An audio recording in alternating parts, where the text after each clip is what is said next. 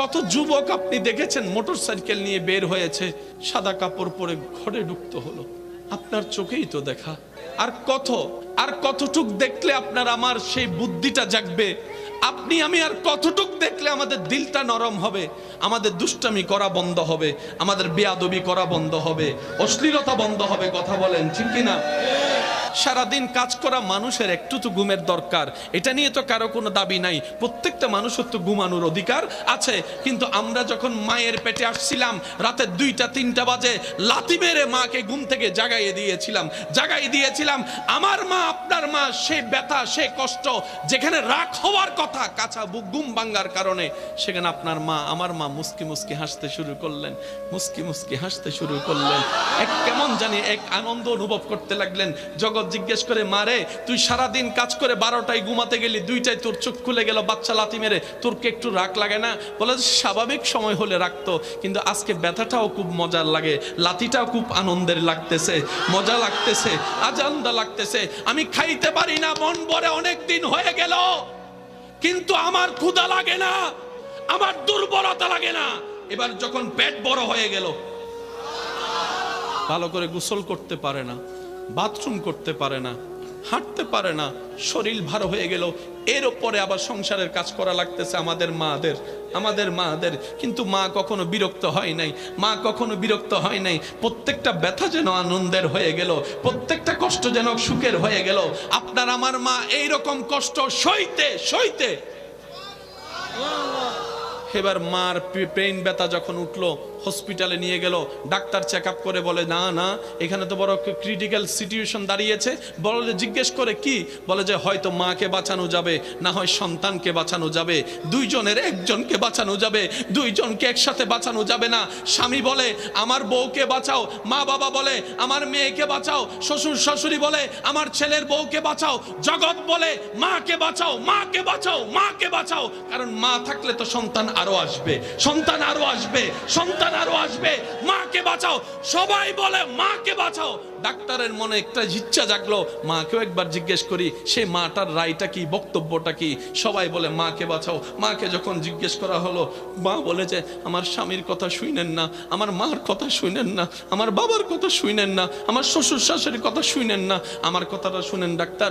আমি তো দেখেছি দুনিয়াটা কি রঙের, আমার এই বাচ্চাটা এখনো দুনিয়া দেখে নাই।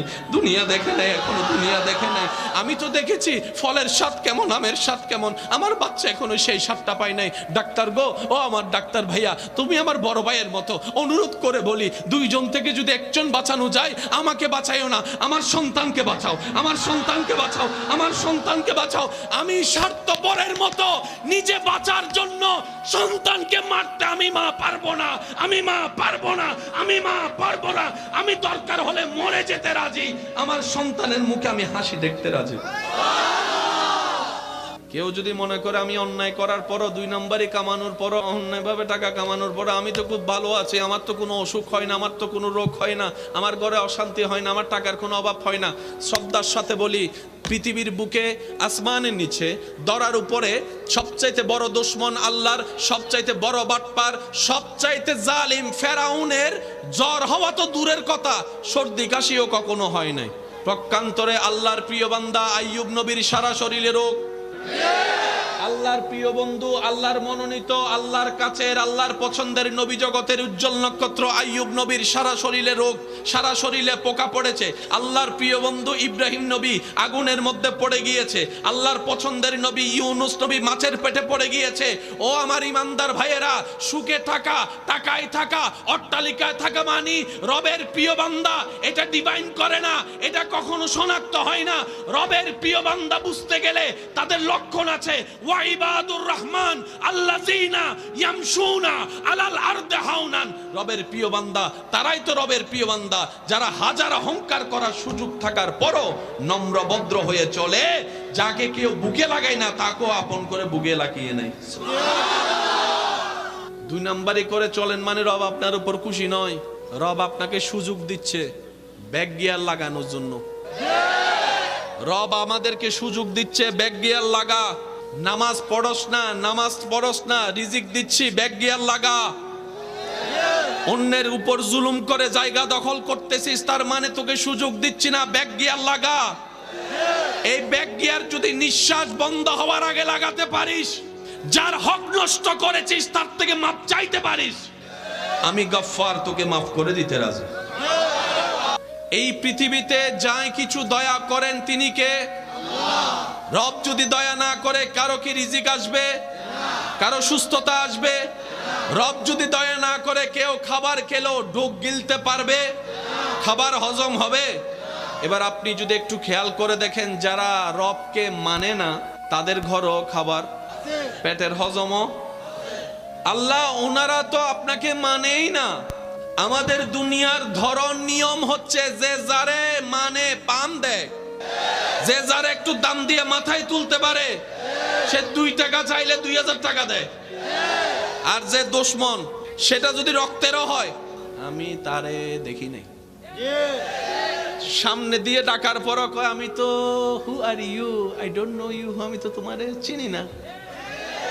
নিজের রক্তের কাছের মানুষ দুশমন হলো চিনে না, আর তেল মাননেওয়ালা দূরের হলো বলে যে তুই আমার কলিজার টুকরা, তোর জায়গা আমার এখানে এখানে এখানে। আছে না নাই?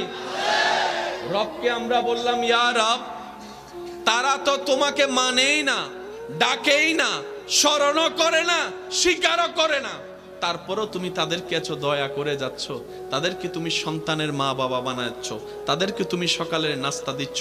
রব্বুল আলামিন, তুমি তো তাদেরকে সকালের নাস্তাও দিচ্ছ, দুপুরের খাবারও দিচ্ছ, রাতের ঘুমটাও দিচ্ছ, সকালটাও দেখাচ্ছ। মাওলা গো, মানে তো না, ডাকেই তো না, স্মরণই তো করে না। রব বলে যে তোরা কি খেয়াল করিসনি বিসমিল্লাহর মধ্যে আমার 2টা নামকে আমি আল্লাহ ইনক্লুড করেছি। একটা হচ্ছে রহমান, কারণ আমি তো রহমান, আমি তো রহমান। আল্লাহ রহমান কাকে বলে? বলে যে যে আপনকেও দেয় পরকেও দেয়, তিনিই হচ্ছে রহমান। তো নাম একটা বাকি থেকে গেল, আরেকটা নাম বাকি থেকে গেল আর রহিম। ইয়া রব, রহিম কাকে বলে? রব্বুল আলামিন বলে 1000 গুনাহ করার পরও জান্নাত পাওয়ার তোমাদের যোগ্যতা থাকবে না, ঈমানটা নিয়ে হাসরে আসলে বুঝতে পারবা আমি রহিম কাকে বলে, আমি রহিম কাকে বলে, আমি রহিম কাকে বলে, আমি রহিম কাকে বলে। জান্নাতের জ্ঞান পাওয়ার যোগ্যতা তোদের নাই, আমি রহিম দয়া করে তোদেরকে গুনাহ মাফ করে দিব, জান্নাতও গড় দিয়ে দিব। রহমান সবার জন্য।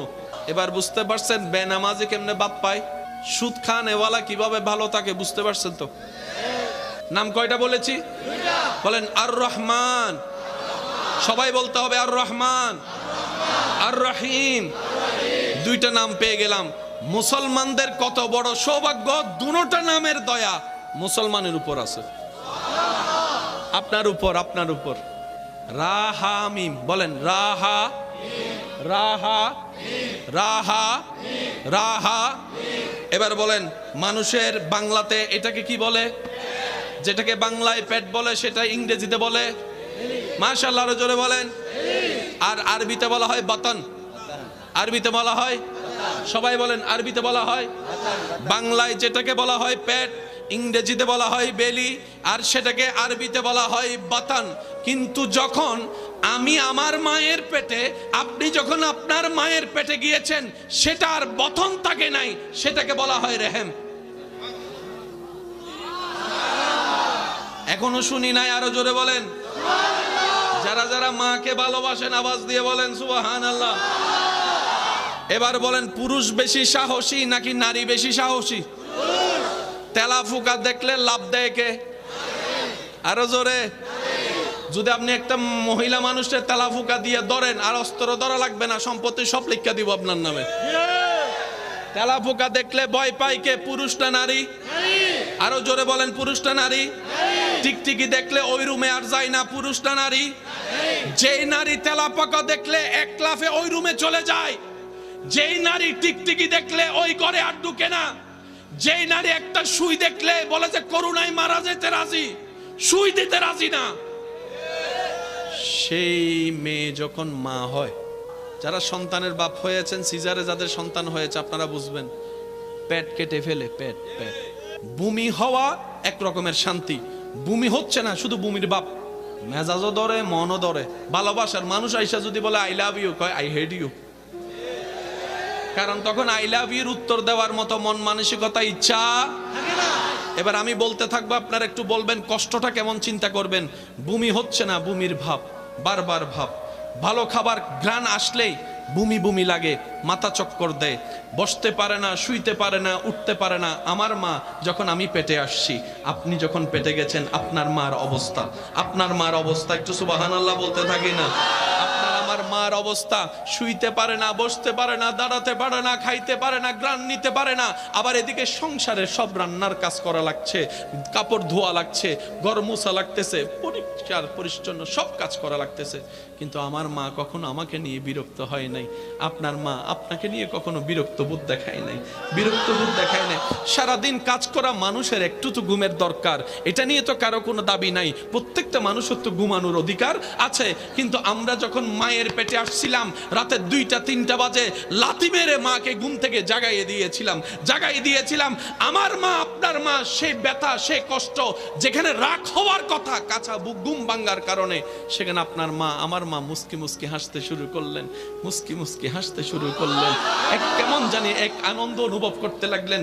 জগৎ জিজ্ঞেস করে, মারে তুই সারাদিন কাজ করে 12টায় ঘুমাতে গেলি, 2টায় তোর চোখ খুলে গেল বাচ্চা লাথি মেরে, তোর কি একটু রাগ লাগে না? বলে স্বাভাবিক সময় হলে রাখতো, কিন্তু আজকে ব্যথাটাও খুব মজার লাগে, লাথিটাও খুব আনন্দের লাগতেছে, মজা লাগতেছে, আজান্দা লাগতেছে।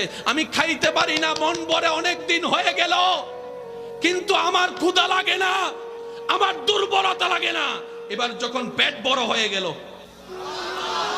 ভালো করে গোসল করতে পারে না, বাথরুম করতে পারে না, হাঁটতে পারে না, শরীর ভার হয়ে গেল। এর উপরে আবার সংসারের কাজ করা লাগতেছে আমাদের মাদের। কিন্তু মা কখনো বিরক্ত হয় নাই, মা কখনো বিরক্ত হয় নাই। প্রত্যেকটা ব্যথা যেন আনন্দের হয়ে গেল, প্রত্যেকটা কষ্ট যেন সুখের হয়ে গেল। আপনার আমার মা এইরকম কষ্ট সইতে সইতে, এবার মার পেইন ব্যথা যখন উঠলো, হসপিটালে নিয়ে গেল। ডাক্তার চেক আপ করে বলে, না না, এখানে তো বড় ক্রিটিক্যাল সিচুয়েশন দাঁড়িয়েছে। বলে, জিজ্ঞেস করে কি? বলে যে হয়তো মাকে বাঁচানো যাবে, না হয় সন্তানকে বাঁচানো যাবে, দুইজনের একজনকে বাঁচানো যাবে, দুইজনকে একসাথে বাঁচানো যাবে না। স্বামী বলে আমার বউকে বাঁচাও, মা বাবা বলে আমার মেয়েকে বাঁচাও, শ্বশুর শাশুড়ি বলে আমার ছেলের বউকে বাঁচাও, জগৎ বলে মাকে বাঁচাও, মাকে বাঁচাও, মাকে বাঁচাও। কারণ মা থাকলে তো সন্তান আরো আসবে, সন্তান আরো আসবে, সন্তান আরো আসবে, মাকে বাঁচাও। সবাই বলে মাকে বাঁচাও। ডাক্তারের মনে একটা ইচ্ছা জাগলো, মাকেও একবার জিজ্ঞেস করি, সে মাটার রায়টা কি, বক্তব্যটা কি। সবাই বলে মাকে বাঁচাও। মাকে যখন জিজ্ঞেস করা হলো, মা বলে যে আমার স্বামীর কথা শুনেন না, আমার মার কথা শুনেন না, আমার বাবার কথা শুনেন না, আমার শ্বশুর শাশুড়ির কথা শুনেন না, আমার কথাটা শুনেন ডাক্তার। আমি তো দেখেছি দুনিয়াটা কি রঙের, আমার এই বাচ্চাটা এখনো দুনিয়া দেখে নাই, দুনিয়া দেখে নাই, এখনো দুনিয়া দেখে নাই। আমি তো দেখেছি ফলের স্বাদ কেমন, আমের স্বাদ কেমন, আমার বাচ্চা এখনো সেই স্বাদটা পাই নাই। ডাক্তার গো, ও আমার ডাক্তার ভাইয়া, তুমি আমার বড় ভাইয়ের মতো, অনুরোধ করে বলি, দুইজন থেকে যদি একজন বাঁচানো যায়, আমাকে বাঁচাইও না, আমার সন্তানকে বাঁচাও, আমার সন্তানকে বাঁচাও, আমার সন্তানকে বাঁচাও। আমি স্বার্থপরের মতো নিজে বাঁচার জন্য সন্তানকে মারতে আমি মা পারবো না, আমি মা পারবো না, আমি মা পারবো না। আমি দরকার হলে মরে যেতে রাজি, আমার সন্তানের মুখে আমি হাসি দেখতে রাজি।